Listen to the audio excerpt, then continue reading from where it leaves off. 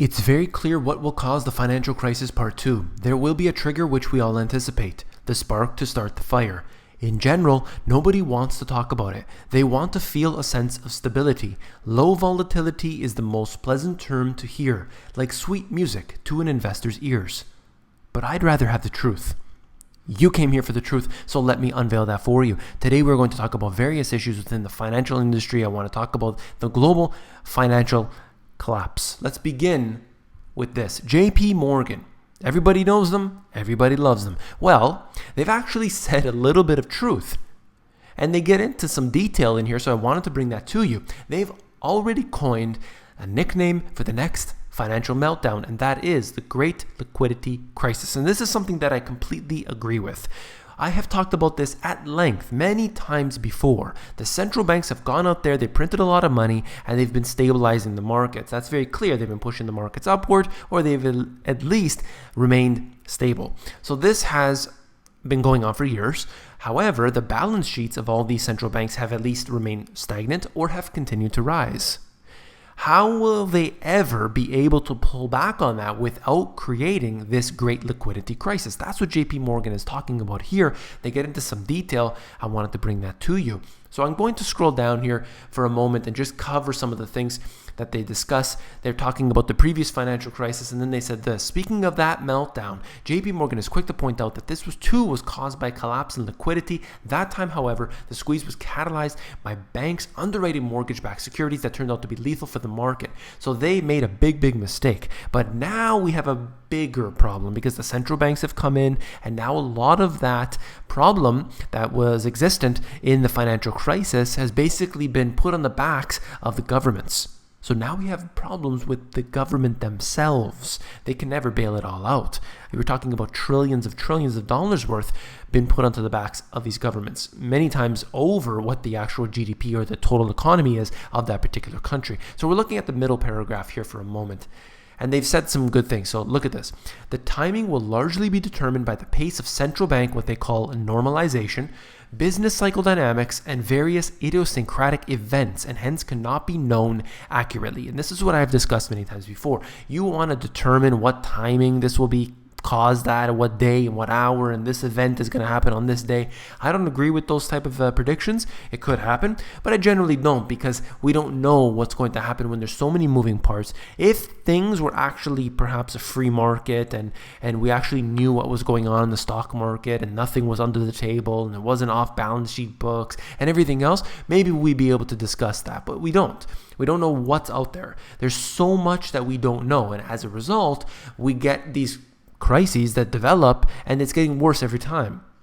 This is similar to the 2008 global financial crisis, when those were accurately predicting the nature of the global financial crisis, starting doing so around 2006. And you heard, now that we look in the rearview mirror, a lot of people had been predicting. They're saying, look at what's happening with the subprime loans. They're failing. Look at where this is all headed. This is all fraudulent.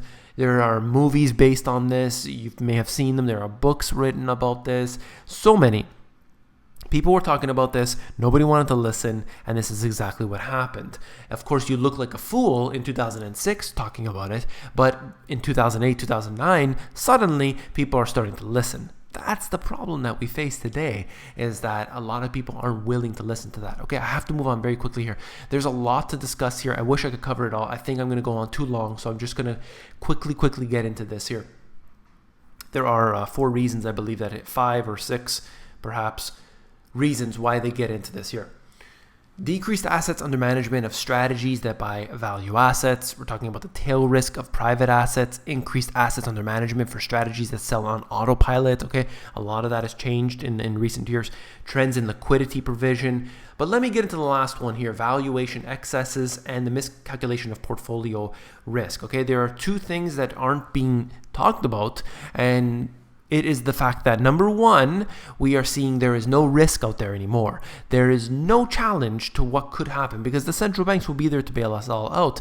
That's where I believe we're wrong. And also the fact that there has been this unprecedented monetary policy that has been taking place over the years. Nobody wants to discuss about what's going to happen to all of that garbage in the future. You know, all of that is being held at the central banks, we look at it as basically free money, but those central banks, although they suggest that they have our best interest in mind, we know that that's not the case. They are private or semi-private, however you want to look at it, and they have their best interest in mind. What are their best interests? Well, you be the judge of that. Okay, let me move on here very quickly. There's so much to discuss in this video today. I put way too much. These are all the central banks, and thank you, PIMCO, for putting this chart together. Look at this here. All of them, whether it's the Bank of Canada, whether it is the Reserve Bank of Australia, Bank of Japan, everybody else, they're all printing. They are all printing money. Their balance sheets have all expanded. And finally, I found a chart that actually shows it all on one.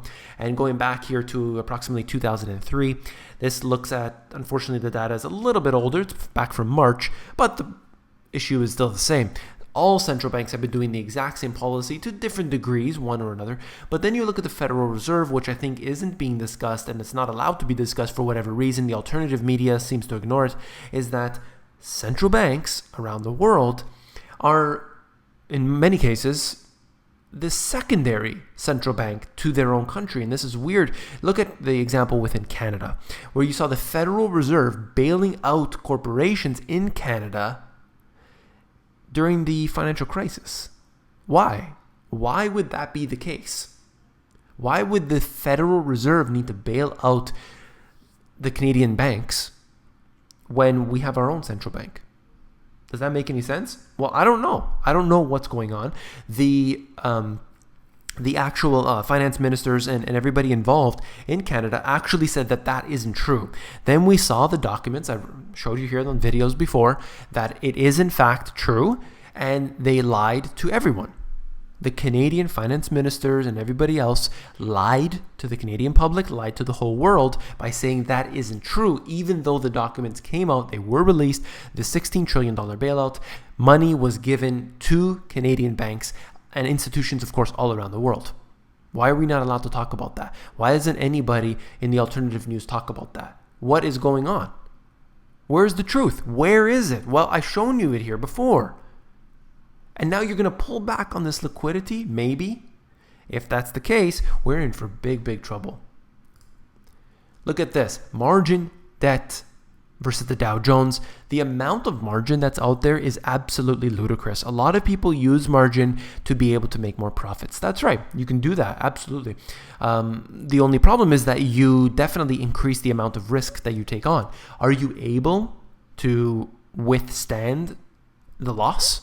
Because, of course, if the stocks or whatever it is that you're investing start to go down, you better be sure that you're going to get a phone call and they're going to say, we're getting you your margin call here. You need to put some more money in. And then you think to yourself, well, I don't really have any more money. Well, a lot of the insanity that has gone on in the markets recently has been caused by people being able to use and I can't even believe this, you're able to use the stocks you own as collateral to then use that as margin on your margin debt. How can that be the case? How can a stock be used to then buy more stocks? Or the stock being used to buy anything you want, liabilities? That doesn't even make sense. But that's the way this market is designed, because they're just pumping it up, pumping it up, pumping it up, and people don't care because the market will go up forever and ever. And if you ask those in Venezuela, I assure you they will agree with that. The market does continue to go up, but for a different reason, of course. This right here is a chart that is very important, and definitely the mainstream will not ever discuss this. This is not normal. We're talking about the VIX, okay? The volatility index. You're supposed to have times of volatility, especially when you look in the news and there are crazy things happening every single day. But the volatility is down into basically record lows at this time.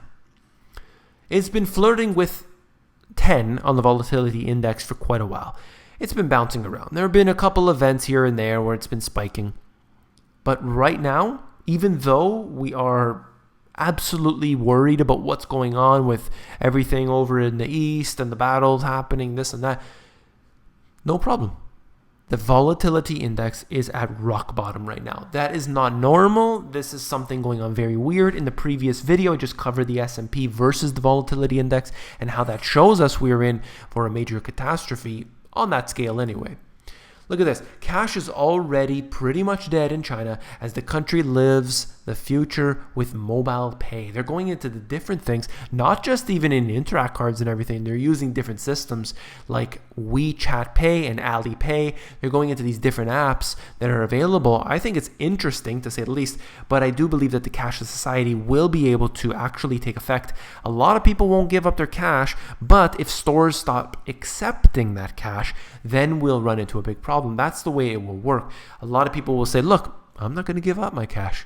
I don't want a cashless society. So they're going to hoard some cash. And they're going to go to the store, go to the grocery store or what have you, and they're going to say, here's my $20. I'd like to buy this food here. And they're going to say, well, we only accept digital payments, sir. And you're going to say, well, what about my cash? And they say, well, you can bring it to the bank and deposit it there, and we will accept your digital payments. And that's the way it's going to work. I believe that that's what will happen. Not necessarily that the consumer will decide. It will be the stores that will say, look, if we're going to give a great incentive to use these payment systems, if we're going to be able to not have to worry about counterfeit currency and everything else, it's an advantage to us. So we're going to accept this. I think that's the way it's going. I don't think it's going to happen tomorrow, but ultimately the consumer is going to have to deal with this. I think that is the case. Looking at this here, Nordstrom just opened a tiny store without any inventory. Here's what it looks like inside. Basically, Nordstrom just, a small piece of the puzzle here. But essentially, you're going to order your items online. They're going to deliver to the store. Then you get in the store. You're able to try that on. They have an alteration suite in there where they're able to take care of you there. They have fitting rooms. They have a coffee shop. They have a juice bar. They have everything else except for clothes.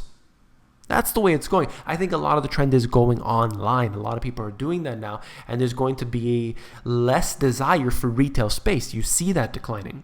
You can see that as a very, very, very clear indicator here as to where that's all going. Retail space, you look at the malls in America, the malls everywhere else are dying, and they're basically using those things for other purposes. So the malls have schools in them and libraries in them and everything else because nobody wants to open up stores there anymore. Why? Because a lot of people are shopping online, as well as the fact that the economy isn't doing well. But a company like Nordstrom, who is one of the higher end, let's say, they are able to do something like this, a little different style here.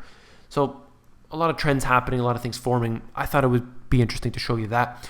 A farm in the UK is the first in the world to successfully plant, tend, and harvest the crop without a single person ever setting foot on the field.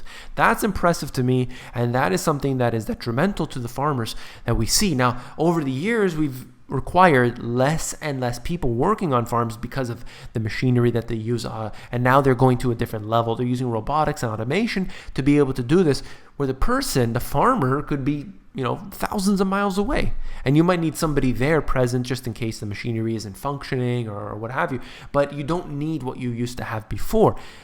I could see this as beneficial in a way, but I also see the downsides of that. There's a lot of people who may consider this a good living, or they have family farms that have been passed down to generation, and all of a sudden they can't compete with the robots. Then we have a big problem. Switzerland shuts up a shop for providers of the fake cryptocurrency ETHEREUM in the latest clampdown. This is one of many, and this goes into something that regulations are, I think, a burden for this. Now, some of you may know what happened here. I think that's terrible that when we have these different companies come out and they steal people's money, I think it's terrible. I think it's such a bad thing. Now, I think that they'll use this opportunity as a method of trying to clamp down further on Bitcoin. They could say, look, it's used for those illegal transactions, it's used for this and that, and they'll highlight these points, and they'll try to make it tougher and tougher and tougher. Now, of course, there's both sides of this. I'm not going to get into the details, but I just think that we'll see more of this. That's all. Okay? And last but not least, I can't say a lot of the words that are in this article here because you know who doesn't like it, okay? But just try to read it for yourself if you can, please. But Baltimore is having some big problems right now. There's a lot of bad things happening. They've actually surpassed Chicago being the king of that. And let's just say things are really, really bad there. I've covered videos before where I showed you the drone footage. You can go to those videos if you want to yourself. Look at the drone footage over Baltimore, over Chicago. It's terrible when you see these areas that have really, really been run down. It's not just Detroit. Everyone wants to point to Detroit. That's not the way it is. You can see that. It's very clear in these different places. Yes, they have booming areas, but ultimately the bad stuff is really taking over. So that's where we're headed. That's just the fact. If you found this video informative, please give me a thumbs up.